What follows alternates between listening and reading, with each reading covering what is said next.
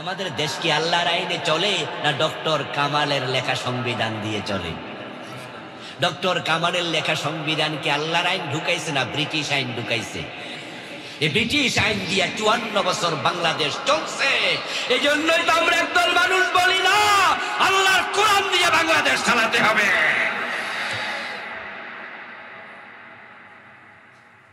রাসূলের সাহাবারা কোরআন দিয়ে চালাচ্ছেন, চলেছেন, অর্ধ পৃথিবী পরিচালনা করেছেন। হযরত ওমর রাদিয়াল্লাহু তাআলা আনহু অর্ধ পৃথিবীতে ছিলেন।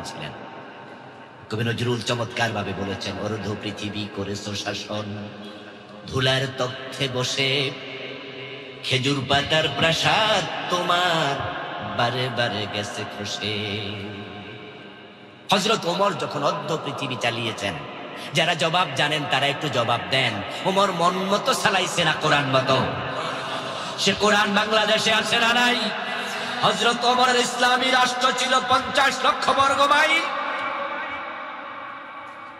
আজকের পারস্য তথা ইরান ওমরের সময় ইসলামী রাষ্ট্রের অধীন ছিল। আজকের ইটালির রাজধানী রোম ওমরের সময় বিজয় হয়েছিল। অর্ধ পৃথিবী ওমর চালিয়েছেন 50 লক্ষ বর্গ মাইল। বাংলাদেশ হলো মাত্র 56,000 বর্গ মাইল। ওমরের ইসলামী রাষ্ট্রটা ছিল প্রায় বাংলাদেশের মতো 100টা বাংলাদেশের সমান। হযরত ওমর যদি অর্ধ পৃথিবী কোরআন দিয়ে চালাতে পারে, ছোট্ট বাংলাদেশ চালানোর ক্ষমতা আল্লাহর কোরআনের আছে না নাই? ওই কোরআন দিয়ে বাংলাদেশ চলুক, এটা আপনারা চান কিনা? জান্নাতে যেতে হলে যেই দল জান্নাতি সে দলে ঢুকতেই হবে। জান্নাতি দল রাসূলের দল, সাহাবাদের দল। জান্নাতি দল শুধুমাত্র একটা। এজন্যই তো কবরে দেওয়ার সময় কোন দলে দেয়? মিল্লাতি। এই কথা বলেন না ভাইয়েরা, কার দলে দেয়? মিল্লাতে রাসূলের দলে। আচ্ছা, আপনাদের কাছে আমি প্রশ্ন করি, যে লোকটা মরে গেল তারে সবাই মিলে রাসূলের দলে দিয়ে দিল। যেই লোকটারে রাসূলের দলে দিলেন হে নিজে গেল না পাবলিকে ধাক্কাই দিল? আলহামদুলিল্লাহ, রাসূলের দলে অলরেডি এখনই যোগ দিয়া বসে আছেন এমন লোক এখানে আছে না নাই? তাহলে আমাদেরকে ধাক্কাইয়া দেয়া লাগবে না, আমরা আগে রাসূলের দলে আছি। অথচ রাসূলের দলে নাই। আপনি আছেন ধর্মনিরপেক্ষতাবাদীদের দলে, আপনি আছেন ডক্টর কামালের লেখা সংবিধান অবলম্বনকারীদের দলে। আপনি বললে যখন এলাকার লোকেরা বলবে বিসমিল্লাহি ওয়া আলা মিল্লাতি রাসূলিল্লাহ, তোর রাসূলের দলে তুলে দিলাম, তোমাকে রাসূল তার দলে নেবেন না। মরা লাশের কোনো প্রয়োজন রাসূলুল্লাহর। নবীজির দলে যেহেতু আপনাকে আমাকে সকলকে যোগ দিতেই হবে, মরার পরে পাবলিক ধাক্কায়া পাঠাবে, তাহলে মরার আগে রাসূলের দলে যোগ দেয়া দরকার আছে না নাই? এই মেসেজ দিলাম, যোগ দিবেন কি দিবেন না আপনার ব্যাপার। নবীজি সাল্লাল্লাহু আলাইহি ওয়াসাল্লাম বললেন, আমার উম্মত 73 দল, জান্নাতে যাবে এক দল। قيل يا رسول الله وما هي قال ما انا عليه واصحابي। একজন সাহাবী দাঁড়ায় গেলেন, প্রশ্ন করলেন, হে আল্লাহর নবী, 72 দল জাহান্নামী, জান্নাতি মাত্র একটা দল। আমিও তো জান্নাতে যেতে চাই, কোন দল জান্নাতি আমি আপনার কাছে জানতে চাই। ওই দল আমি কিভাবে চিনবো, খুঁজে পাবো? আমার রাসূল জবাব দেন, মা আনা আলাইহি ওয়া আসহাবি, আমি নবী মুহাম্মদ এবং আমার সাহাবারা যেই বিধানের উপর প্রতিষ্ঠিত, তুমি যদি সেই বিধানকে গ্রহণ করো, তার উপর প্রতিষ্ঠিত হও, তুমিও হবে জান্নাতি। মা আনা আলাইহি, আমি যার উপর প্রতিষ্ঠিত। মা আনা আলাইহি, আমি যার উপর। ও আসহাবি, আমার সাহাবারা যার উপর, তুমি প্রতিষ্ঠিত হও তার উপর। এখন নবীজি প্রতিষ্ঠিত ছিলেন ওহীর উপরে, সাহাবারা প্রতিষ্ঠিত ছিলেন ওহীর উপরে, আর ওহী হচ্ছে কোরআন এবং সুন্নাহর নাম।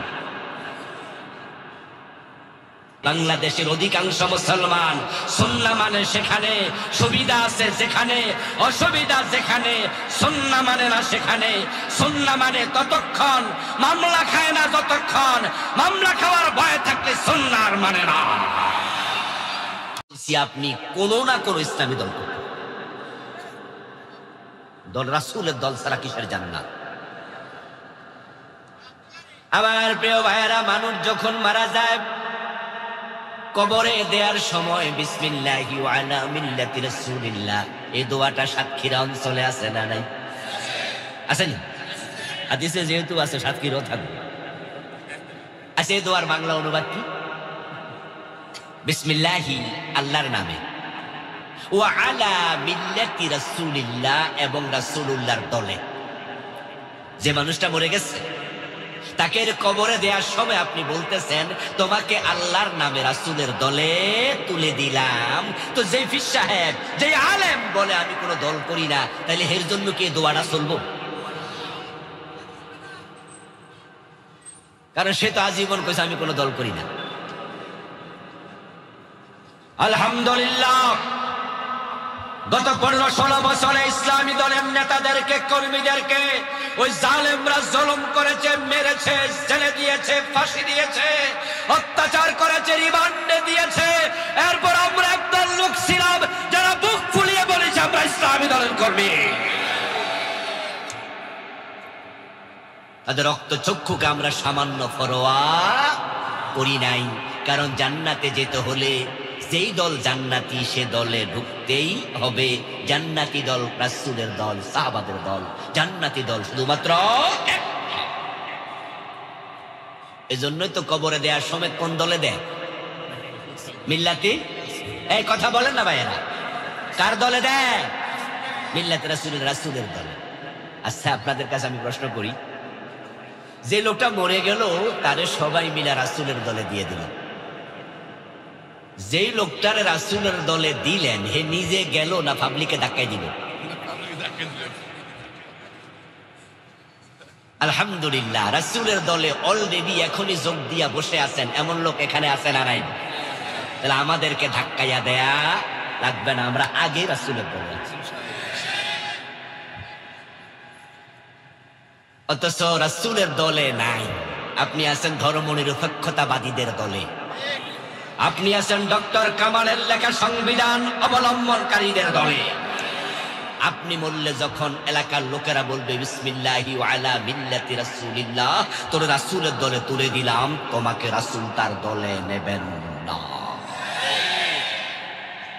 মরা লাশের কোনো প্রয়োজন রাসূলুল্লাহর নবীজির দলে যেহেতু আপনাকে আমাকে সকলকে যোগ দিতেই হবে, মরার পরে পাবলিক ধাক্কায়া পাঠাবে, তাহলে মরার আগে রাসূলের দলে যোগ দেয়া দরকার আছে না নাই?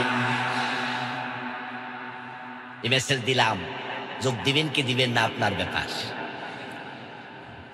নবীজি সাল্লাল্লাহু আলাইহি ওয়াসাল্লাম বললেন আমার উম্মত ৭৩ দল, জান্নাতে যাবে এক দল।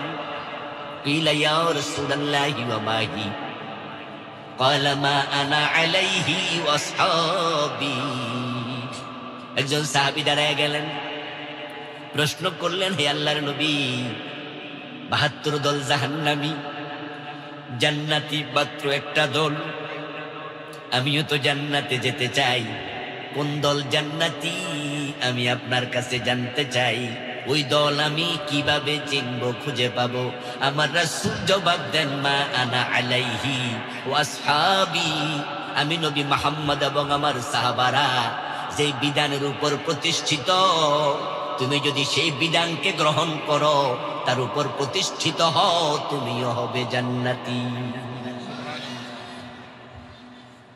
মা আনা আলাইহি, আমি যার উপর প্রতিষ্ঠিত, মা আনা আলাইহি, আমি যার উপর, ও আসহাবি, আমার সাহাবারা যার উপর, তুমি প্রতিষ্ঠিত হও তার উপর।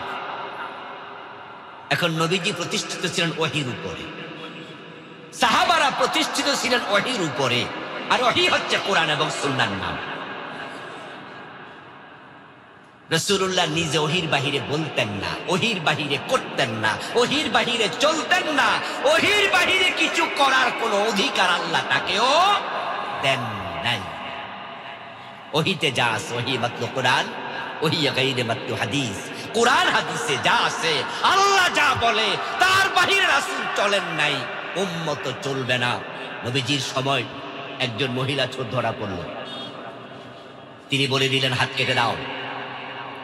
সাহাবাদের মাঝে রাসূলুল্লাহ নাতি যায়েদের ছেলে ওসামা রাদিয়াল্লাহু তাআলা আনহু, উনি এসে বলে, দাদা এ মহিলা অবিবাহিতা, যদি তার হাত আপনি কেটে দেন তাহলে তার বিবাহ হওয়ার সম্ভাবনা কম। মহিলা সম্ভ্রান্ত বংশের নারী, তার হাত যদি আপনি কেটে দেন তার বংশের অপমান হবে। এই জন্য আপনি তাকে হাত না কেটে অন্য কোন শাস্তি দেয়া যায় কিনা বিবেচনা করুন।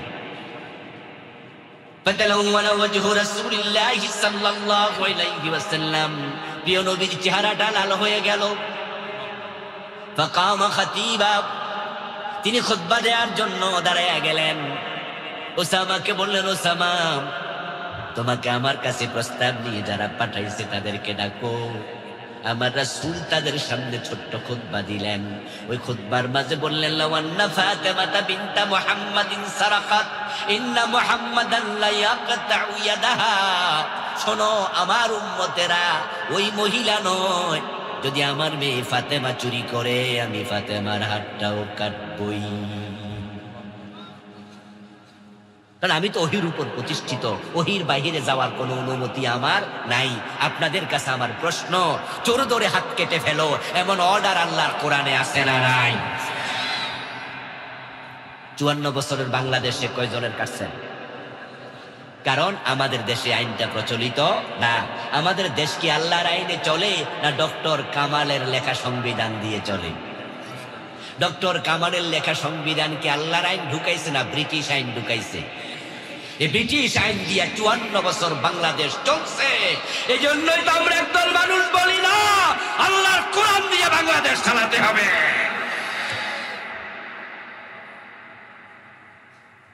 রাসূলের সাহাবারা কোরআন দিয়ে চালাচ্ছেন, চলেছেন, অর্ধ পৃথিবী পরিচালনা করেছেন। হযরত ওমর রাদিয়াল্লাহু তাআলা আনহু অর্ধ পৃথিবীতে ছিলেন। কবি নজরুল চমৎকার ভাবে বলেছেন, অর্ধ পৃথিবী করেছো শাসন, ধুলার তখ্তে বসে খেজুর পাতার প্রাসাদ তোমার বারে বারে গেছে খসে। হযরত ওমর যখন অর্ধ পৃথিবী চালিয়েছেন, যারা জবাব জানেন তারা একটু জবাব দেন। ওমর মন মতো চালাইছে না কোরআন মতো? সে কোরআন বাংলাদেশে আছে না নাই? হযরত ওমরের ইসলামী রাষ্ট্র ছিল 50 লক্ষ বর্গ মাইল। আজকের পারস্য তথা ইরান ওমরের সময় ইসলামী রাষ্ট্রের অধীন ছিল। আজকের ইটালির রাজধানী রোম ওমরের সময় বিজয় হয়েছিল। অর্ধ পৃথিবী ওমর চালিয়েছেন 50 লক্ষ বর্গ মাইল। বাংলাদেশ হলো মাত্র 56,000 বর্গ মাইল।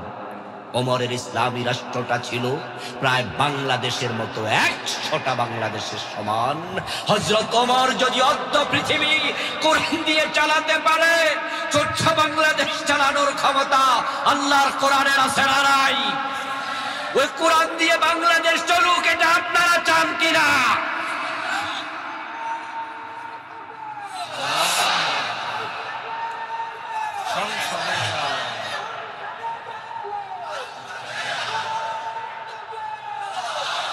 আমার প্রিয় ভাই, মা আনা আলাইহি ওয়া আসহাবি, নবীজি বলছেন জান্নাতি দল একটা, যা আমি এবং আমার সাহাবারা মানি, তুমি সেটা মানলে জান্নাতে। এখন বাংলাদেশে যারা কোরআনের রাজ প্রতিষ্ঠিত হোক, কোরআনের আইনে বাংলাদেশ চলুক, এটা চান না, আপনি জান্নাতি দলের সদস্য না।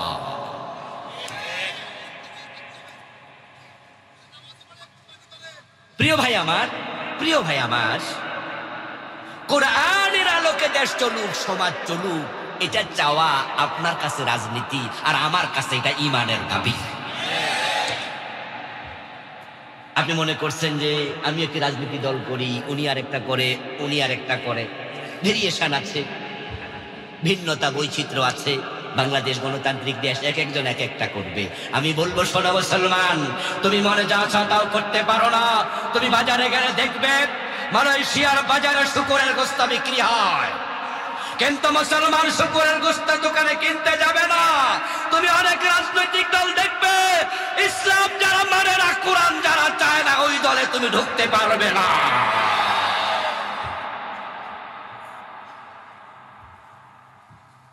আমেরিকায় বাংলাদেশের মুসলমান আমেরিকায় গিয়ে বসবাস করে, এমন আছে কিনা? আমেরিকার বাজারে কি শুকরের গোশত বেচে না? মদের দোকান আছে না? তা আপনি কি বলবেন নাকি যেহেতু দোকান আছে খাইয়ালাই ঢুকি? নো, আপনি মুসলিম, যা মন চায় তা আপনি করতে পারেন না। নবীজি সাল্লাল্লাহু আলাইহি ওয়াসাল্লাম বললেন, আমাকে অনুসরণ করলে জান্নাত। আল্লাহর জান্নাতে যেতে হলে নবীকে মানো। ক্বালা রাসূলুল্লাহ সাল্লাল্লাহু আলাইহি ওয়াসাল্লাম, মান আহাব্বা সুন্নতি ফাকাদ আহাব্বানি ওয়া মান আহাব্বানি কানা মাই ফিল জান্নাহ। সুবহানাল্লাহ পড়েন ভাই। এই প্রিয় ভাইয়েরা, আমরা তো জান্নাতে যেতে চাই, যেতেই হবে, এই ট্রেন মিস করা যাবে না। রাসূল বলছে, জান্নাতে যেতে চাও? তাহলে মান আহাব্বা সুন্নতি ফাকাদ আহাব্বানি, আমার সুন্নাহকে ভালোবাসো, আমার তরিকা ধরো, আমার আদর্শ ধরো। ওয়া মান আহাব্বানি কানা মাই ফিল জান্নাহ। এবার রাসূল সুসংবাদ দিচ্ছেন যে আমার সুন্নাহকে ফলো করে সে জান্নাতে আমার সাথে ঢুকবে। এখন রাসূলের সুন্নাহকে ফলো করলে জান্নাত, এই ওয়াজটুকু শুনে অনেক টুপিওয়ালা দাড়িওয়ালা মুস্কি হাসে, যাক তাহলে জান্নাত পাইয়া গেছে। কারণ সে মনে মনে ভাবছে, টুপি মাথার দেয়া সুন্নাহ দিলাম তো, মুখে দাড়ি রাখা সুন্নাহ, মুখে দাড়ি রাখলাম তো। প্রিয় ভাইয়েরা, হ্যাঁ, টুপি মাথায় দেয়া সুন্নাহ, মুখে দাড়ি রাখা সুন্নাহ, হ্যাঁ আপনি সুন্নাহ মানেন, কিন্তু এক জায়গায় প্রবলেম হচ্ছে, বাংলাদেশের অধিকাংশ মুসলমান সুন্নাহ মানে সেখানে সুবিধা আছে, যেখানে অসুবিধা, যেখানে সুন্নাহ মানে না সেখানে সুন্নাহ মানে ততক্ষণ মামলা খায় না, যতক্ষণ মামলা খাওয়ার ভয় থাকলে সুন্নাহ মানে না। আমরা হচ্ছি সুবিধাবাদী সুন্নি না।